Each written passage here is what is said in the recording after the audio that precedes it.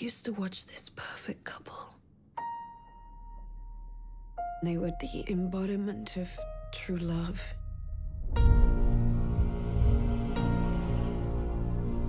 I want to start my life over again.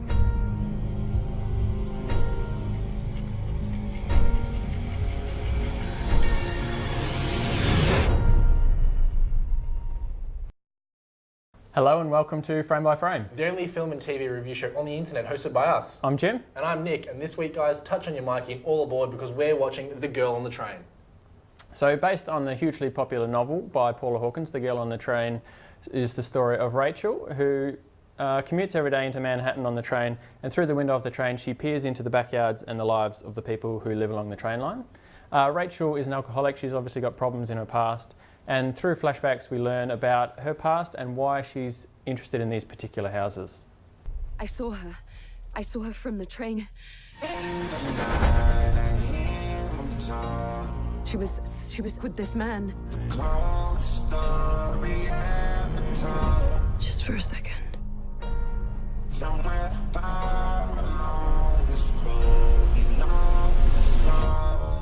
All right, so Nick, I hadn't read the book, so I didn't know much about this film going in. What about you? I hadn't really, aside from the trailer that I'd seen prior to going in, as we see our films each week, I really hadn't seen or read a heck of a lot about this. I definitely know, and people who see the film will probably have a similar occurrence in that people compare this to, that it gives them a Gone Girl vibe, which perhaps I had in the back of my mind when I went in, sort of expecting something in that similar vein, which, I mean, give me your ideas on this one, but I don't think it really sort of hit that mark in the slightest. No, I guess I can see why people did make the comparison. It's a domestic thriller, I guess you would call the genre. That's fair. Sure. Female narrator. You know, there's a few similarities there, I guess, but for me, it wasn't at the same level as Gone Girl, and it wasn't as stylish. You know, I mean, few films are as stylish as David Fincher, but you know, Gone Girl had a lot more thrills and style. This is a bit slower, more slower paced. I do agree with that. Yeah. I definitely found it aesthetically pleasing to watch. Obviously, the cinematography and just like the background of Manhattan and the outer suburbs is quite appealing to sort of see a film set in that area.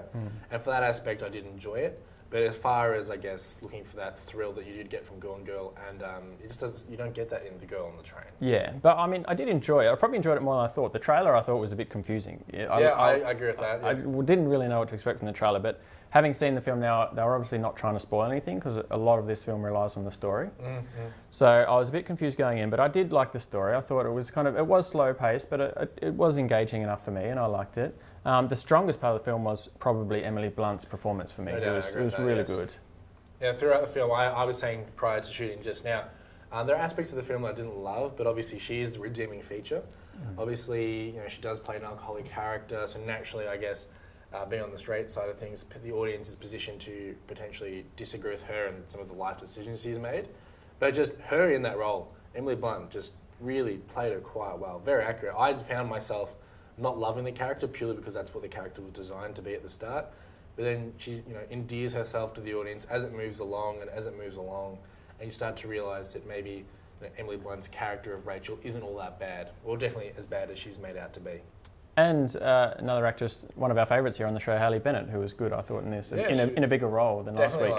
In the previous shows, when we talked about her in Magnificent Seven, she's sort of taken a back seat, but she's now one of the, as we said, one of the main, I guess, dysfunctional women the story sort of revolves around. And I think she was really good in her role. She wasn't given the biggest amount of screen time of the women, but what she did with that really helped to play her character quite well, to the point where I'd probably agree in saying she's become one of those up-and-coming actresses that we're going to start seeing over the coming years in bigger, more dominant roles in cinema. Yeah, absolutely. So overall, I liked it, maybe not loved it, with a few maybe periods where it was a little bit dull. I thought the cinematography was also a strength of the film. Really were nicely shot, a lot of close-ups, a lot of deep focus. How did you enjoy it overall? I'd say, yeah, similar story. You know, liked it, didn't love it. Cinematography for me was like one of the most interesting parts of it because like it's great that you say the close-up aspect because it did allow a lot of the emotion from the actors to come through.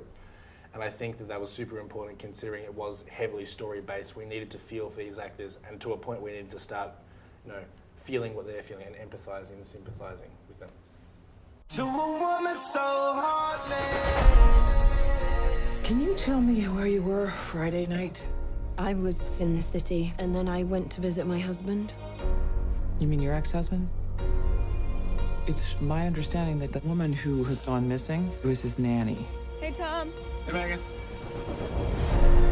Rachel, why are you here? Because I'm helping find Megan. I don't think you're helping anybody. I saw your wife with someone. Megan has a therapist. Is that who you saw?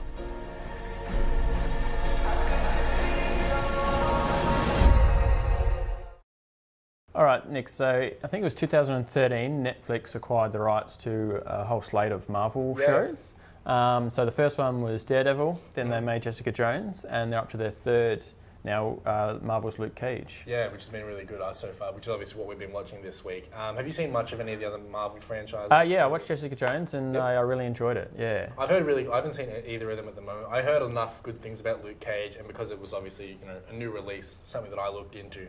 But all of them have really got quite good reviews, especially going straight to Netflix and having that whole release come out at once. Yeah, and Luke Cage actually started in Jessica Jones. He had a smaller role in that. Okay, Christian Ritter was obviously the title character Jessica Jones, but Luke Cage played a smaller character in that, so that's when we've seen him before.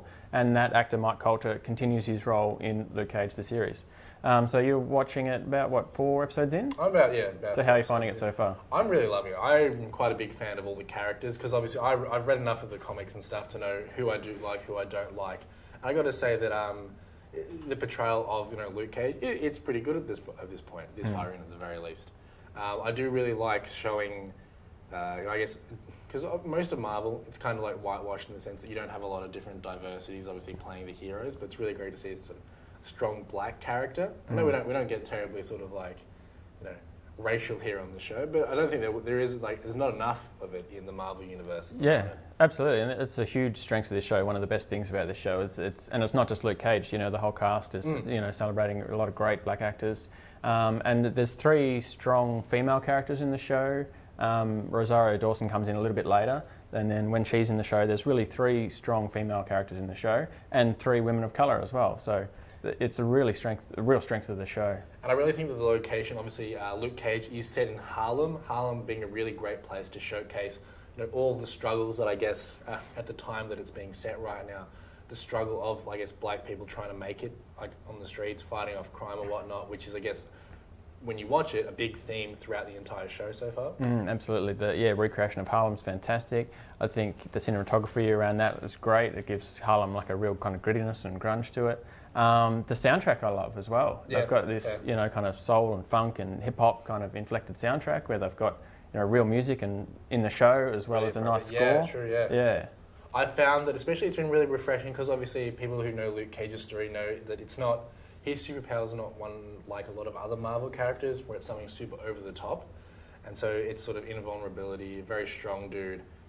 And the special effects in this show really showcase his powers quite well because it doesn't have to be too over the top just to show just how strong this guy is. It's simple things like, he's throwing people through windows and stuff, whereas if it were to be, one of the Marvel big blockbuster films, there's lasers, there's fire, there's massive explosions, and it doesn't need that to highlight just how strong and how powerful this character is, which I've really liked so far. Yeah, less is more, isn't it? Definitely, I agree with that. Yeah, which is good. Overall, I really like the show. Don't like everything about it. Sometimes I think it tries to be maybe a bit too much. It tries to try and bring too many storylines in. Yeah. I like they said, the origin story of Luke Cage is really good. The political corruption story maybe gets a little cumbersome for me and a little bit stereotyped. Obviously, they've got a lot of story arcs originating from the comic series, and they only have such a short time on screen. So I feel like that's one of the faults that they've had over the years is they've got so much information and so much story that they want to pack into such a small period of time that they perhaps don't focus on the large portions of story that viewers who aren't fans of the comics want to see. And because of that, I do think that, similarly to saying, a lot of stories going on, we do lose out on some of the more endearing parts of the story. But I think in the second half of the season particularly, which I'm up to, the storylines kind of finally come together, and then the show really goes up a gear. Okay. And then that's when it really becomes even better, I think. Yeah.